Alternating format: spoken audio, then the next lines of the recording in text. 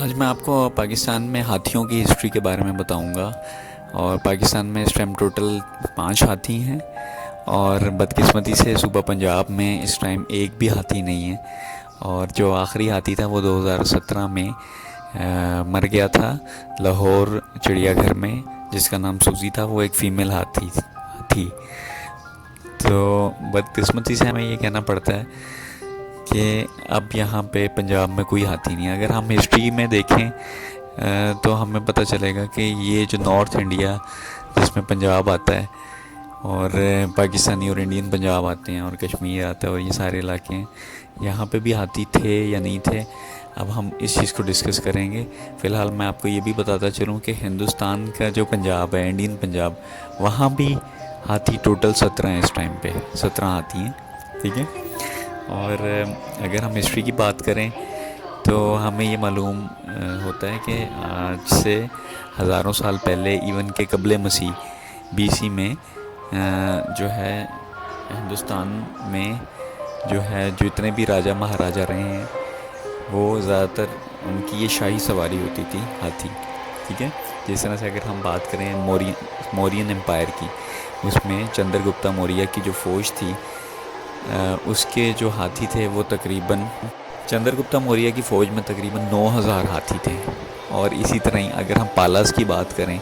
تو پالاز امپائر جو تھی وہ 750 جو ہے وہ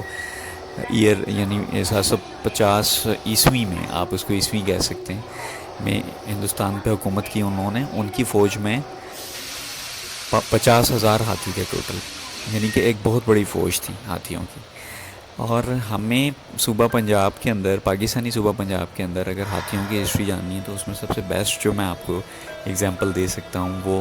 پورس اور الیگزینڈر کی لڑائی، یعنی سکندر اعظم اور پورس، راجہ پورس کی لڑائی کے بارے میں آپ کو بتا سکتا ہوں کہ اس میں ہاتھیوں کا کیا استعمال ہوا تھا، کس طرح سے لڑی گئی۔ راجہ پورس کے بارے میں یہ کہا جاتا ہے کہ وہ سکندر اعظم سے شکست کھائی تھی اس نے، یعنی ہارا تھا۔ یہ ایسا مغربی یعنی ویسٹرن رائٹرز کہتے ہیں، لیکن اگر ہم ہندوستانی انڈین رائٹرز کی بات کریں تو وہ ہمیشہ یہ کہتے ہیں کہ ایسا کچھ نہیں ہوا تھا۔ اور سکندر اعظم جو کہ ایک عظیم سپہ سالار تھا، لیڈر تھا، وہ تمام دنیا کو شکست دیتا ہوا ہندوستان میں آ کے یہ کیسے ہو سکتا ہے کہ وہ پورس سے لڑا اور پورس کو اس کی حکومت واپس کر کے چلا گیا گفٹ میں۔ تو ہندوستانی رائٹرز کا کہنا یہ ہے کہ اصل میں پورس جو تھا وہ یہ جنگ جیتا تھا، جو کہ دریائے جیلم، جو کہ پاکستان میں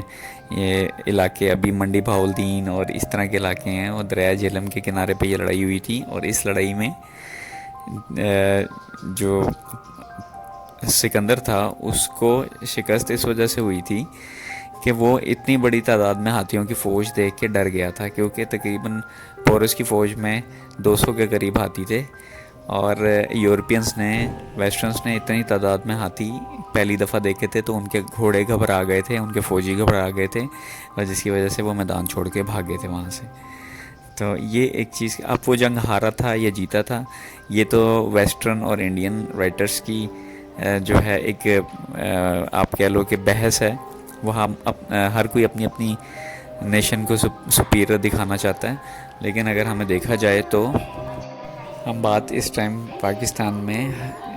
ہاتھیوں کی ہسٹری کے بارے میں کر رہے ہیں کہ پاکستان میں بھی پنجاب میں ہاتھی موجود تھے کہ نہیں۔ تو اس جنگ کے ایویڈنسز سے ہمیں یہ پتہ چلتا ہے کہ یہاں پہ بھی ہاتھیوں کی کسی زمانے میں بھرمار تھی، اور انفارچونیٹلی، بدقسمتی سے ہمیں یہ کہنا پڑتا ہے کہ اب پاکستان کے جو صوبہ پنجاب ہے وہاں کے جو لوکل ہاتھی ہیں ان میں سے ایک بھی ہاتھی نہیں ہے اس ٹائم یہاں پہ، یعنی کہ کسی زمانے میں ہاتھیوں کی بھرمار ہونے کے باوجود اب ہم بدقسمتی سے اس قیمتی جانور یا اس ایشین وائلڈ ایلیفنٹ سے ہم محروم ہو چکے ہیں، ٹھیک ہے۔ تو یہ صرف آپ کو بتانے کا مقصد یہ تھا کہ ہمیں انسانوں کے ساتھ ساتھ جانوروں کی بھی ہسٹری معلوم ہونی چاہیے کہ پاکستان کی سرزمین پہ کون کون سے جانور تھے اور کون کون سے جانور ہیں، اور کہاں کہاں پہ کون سے جانور تھے۔ آپ اس چیز کو تصور بھی کر سکتے ہیں، کیسے تصور کر کے آپ کو بہت عجیب سا لگے گا، ڈفرینٹ لگے گا کہ یار ایسی جگہوں پہ جہاں پہ ہم رہتے ہیں یہاں پہ بھی کسی زمانے میں جنگلی ہاتھی موجود تھے جن کا اب یہاں پہ نام و نشان تک نہیں ہے۔